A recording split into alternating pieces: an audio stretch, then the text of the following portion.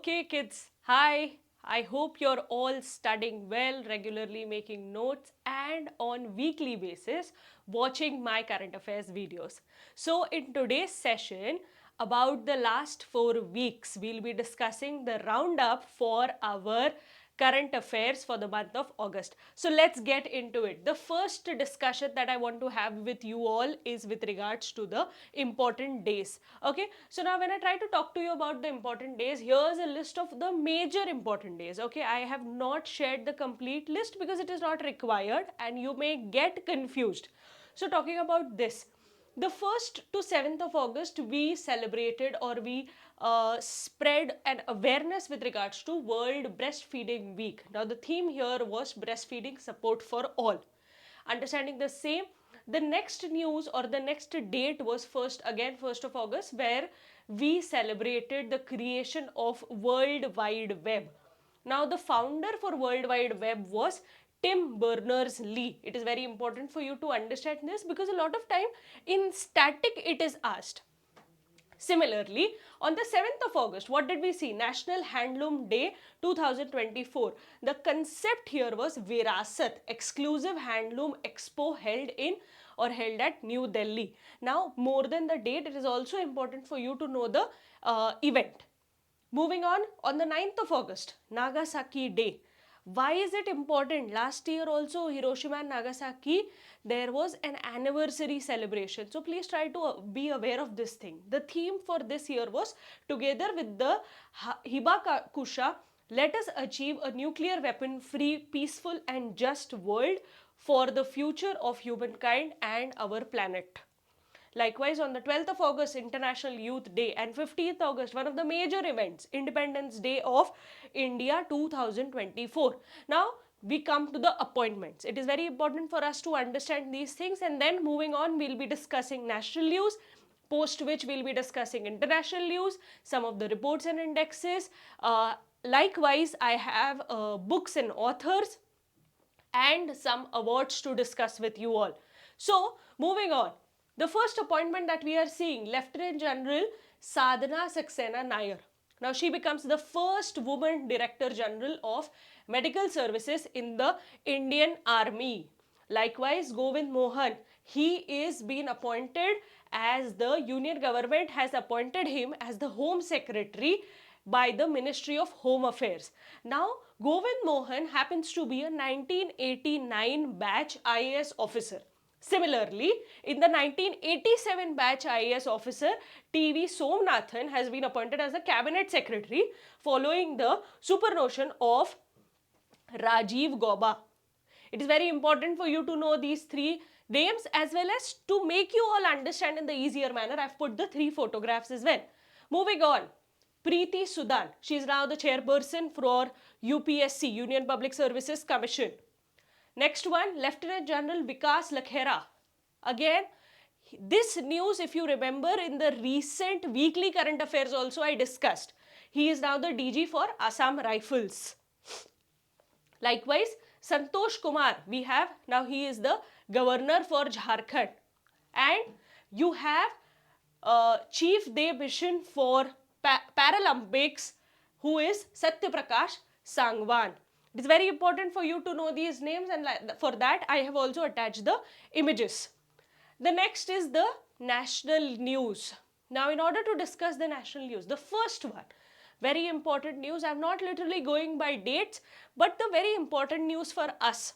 Why is it important? Because the highlights of the celebration is what makes a difference. The 78th Independence Day. When did we get our independence? 15th August 1947. The arrival of the Prime Minister is another important event that takes place here. Guard of Honor, hoisting of national flag, after which there is, to put it in Hindi, some topo ki salami. That is a norm that is there. Why is it there? At the same time, national anthem and this national flag has been hoisted at the Red Fort. These are some of the static questions that are regularly coming in. Likewise, the address by the PM. And the highlights of this are very important. At the same time, the theme. What is this theme? Our mission by 2047, when we achieve 100 years of independence. What do we want? Vikasit Bharat. Moving on, the PM announced Kisan Ki Baat, which is a new government radio program to bridge farm science gap. So we have already heard about Man Ki Baat. Now we have something called as Kisan Ki Baat.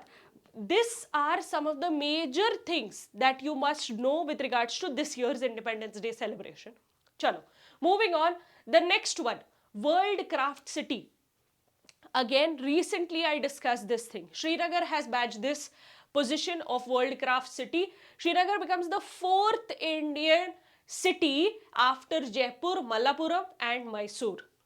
And this has been awarded by World Craft Council.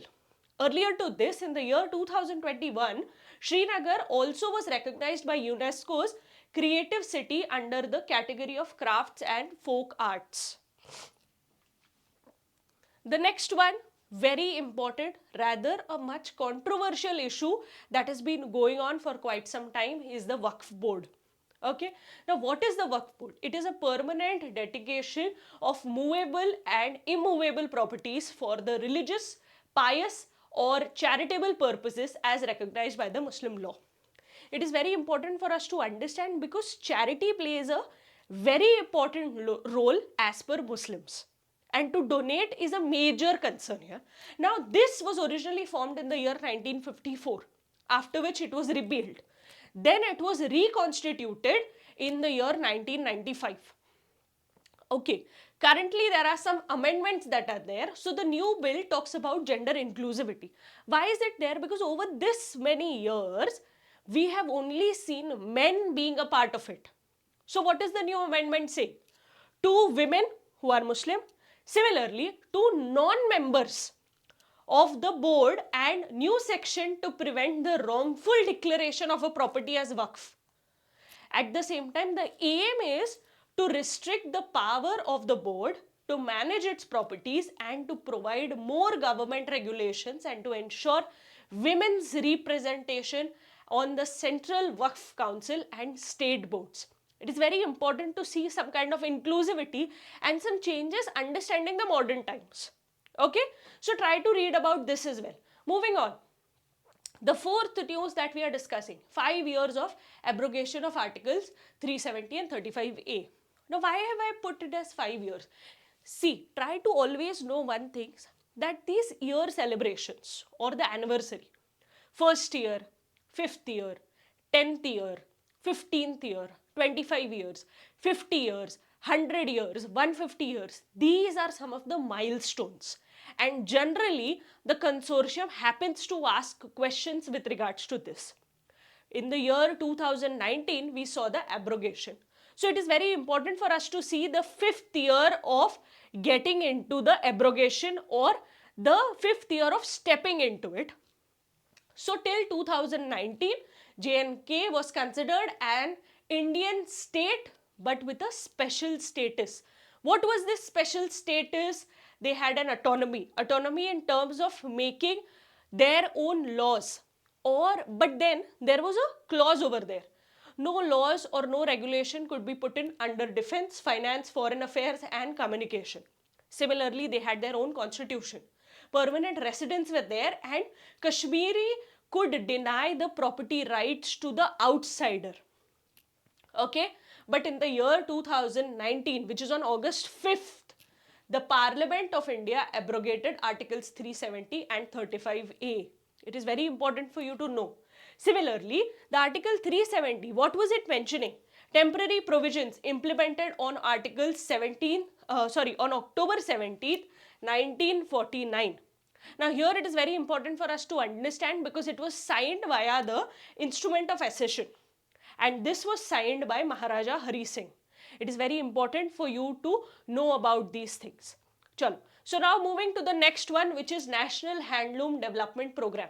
Now what is this? This was launched by Ministry of Textiles and the aim here was to provide financial support and assistance to whom? To the eligible handloom organizations as well as to the workers to upgrade looms and the accessories attached to it. The day here celebrated is on the 7th of August. Moving on, we come to the next one, which gets Ladakh gets 5 new districts. Up till now, Ladakh had only 2 districts. Which were the 2 districts? Leh and Kargil. And it is very important for us to understand that this was decided by the Ministry of Home Affairs. Likewise, the 5 new districts are Zanskar, Dras, Sham, Nubra and Chhatang. After the creation, now we have total 7 districts in Ladakh. Now moving on, we come to the 7th national news. Okay, world's first mobile hybrid rocket, which is Rumi 1. This also recently I discussed with you all, and this is a major achievement for us. Why is it a major achievement? Because it is world's first mobile hybrid rocket. Now this was developed by a Chennai-based startup. The name of this is Space Zone India, which is in collaboration with the Martin Group.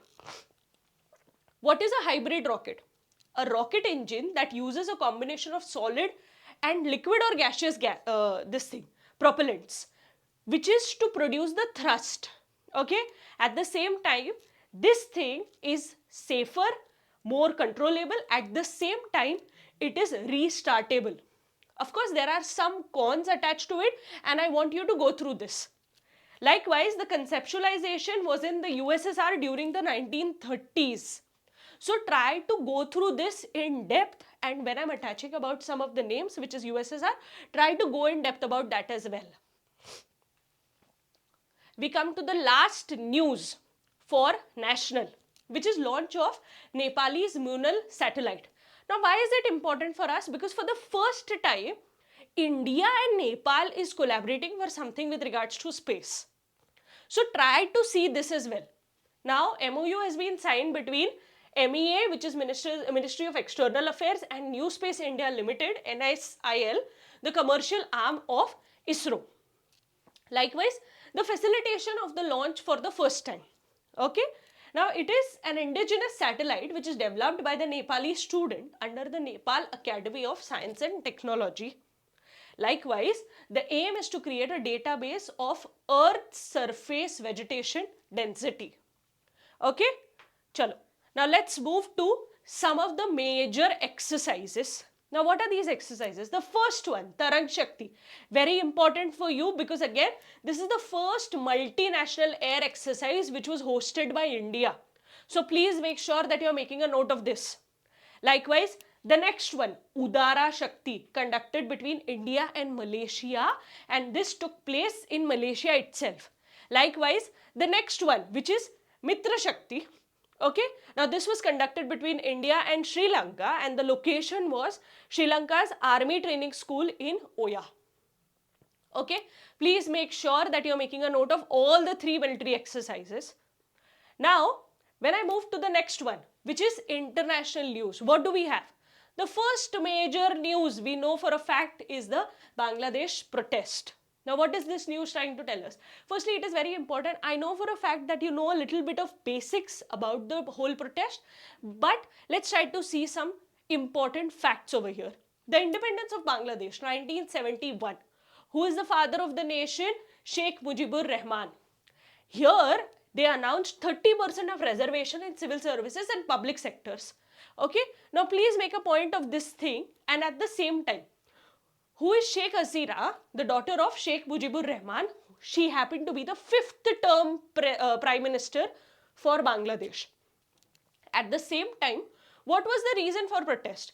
We go back to the same concern of reservation, that it began to abolish quotas in civil services, jobs that unfairly benefited children of the freedom fighters. There were 2 major things. One being children of the freedom fighters, and a few days before the protest when Sheikh Hasina addressed the crowd and when she mentioned some of the words that happened to be too derogatory, and that is where the whole alarm, because of that, the whole alarming situation began in the nation. We come back to this. The result of this was Muhammad Yunus, who now has been leading the Bangladesh's interim government. Okay. Now we move to the next one, which is a war in the Middle East region. Now, why is it important? Because currently we have been seeing a lot of issues going on in the whole Middle Eastern region. Now, why is it? Israel is a Jewish dominated region while its neighboring countries are Arab dominated region. So, it is very important for you to understand from a map's perspective. Israel is in the middle where we are seeing there are a lot of Jewish dominance, and nearby the whole region is covered by Arabic community. Now the rise of Zionism led to Jewish settlement and formation of Israel in the year 1948. Since then, Middle East region has been under the constant state of war. We've seen multiple wars, but to name it in the easiest manner would be Jews versus the Arabs. Now when we move ahead, Iran-Israel confrontation, the recent one, Iran launched significant attacks on Israel, deploying over 300 projectiles. Similarly, the recent update to this was Israel hit Lebanon, which is Hezbollah, with 100 jet in self-defense. Okay, now please make a note of all of these things. I go to this map. Okay, now try to see the yellow region. What does the yellow region show? Iran-backed groups. Okay, now this is Iran over here. These are all the Iran-backed groups. And you have US military deployments. Where do you have US military deployments? In all the blue region. So you can see some in Turkey, you can see some in Iraq, you can see some in Syria, Kuwait, Bahrain, Saudi, Qatar, UAE. In all of these, and then we have a lot of vessels in the Lebanon region, you have near to Sudan and Red Sea region. So you have quite, and somewhere between UAE and Bahrain as well. So all the places we will see US military deployments, as well as the yellow region shows us Iran-backed groups as well. Now why is it important? Because when you will make notes of it, you yourself will realize that this map will help me understand about the whole issue. Now coming to the third one, which is PM's visit to Ukraine. Why was this visit very important for us? So the first visit by an Indian PM to Ukraine since its independence in the year 1991. Are you getting it? At the same time, what did we discuss? Bharat Health Initiative for Sahyog Hita and Maitri. Now these are some of the cubes that has been made. What is this cube going to do? They are compact units designed for rapid deployment in conflict zones and disaster affected areas. So these are 20 kg cubes. Okay. Now each cube is packed with essential medicines, medical equipment and supplies. So we got a small gift for them in terms of these cubes. I go to the fourth news for international news. Okay. What is this? Polaris Dawn mission. Now this was launched by SpaceX. Quickly in the comment section, let me know who is the founder for SpaceX. At the same time, world's first private spacewalk. Now the crew here happens to be Jared Isaacman, Scott Kidd-Poteet, Sarah Gillis and Anna Menon. Okay, it's a 5-day expedition. I will be seeing your comments and I want you to tell me who is the founder for SpaceX. Moving on, we come to awards and honors. Now you all must be thinking, why is sports not included? So in this month, the major news or the major discussion that we had was with regards to Olympics and Paralympics. And if you want a detailed video for Olympics and Paralympics, drop it in the comment section and I will promise you that in the coming month itself, I will make a detailed video about Olympics as well as Paralympics. So let me know. So moving on, we come to reports and indices. Okay. Now before even reports and indices, I have some of the awards. Only 3 awards, but 3 major awards to discuss with you all. So the first one being President of India conferred with the national honor. National honor for whom? So this was awarded Draupadi Murmu, who is the President for India. She was awarded with the Companion of the Order. Okay, this is a major award and it is very important for you to go through this. At the same time, the next one, National Geoscience Award. Professor Dheeraj Mohan Banerjee, he got the Lifetime Achievement Award under this. At the same time, the National Young Geoscientist Award was given to Dr. Ashutosh Pandey. Now during this Independence Day, we saw the Gallantry Awards and I had discussed this in my weekly current affairs as well. So you can check out the link of that in the descriptions. And coming back to this, these awards are announced twice a year.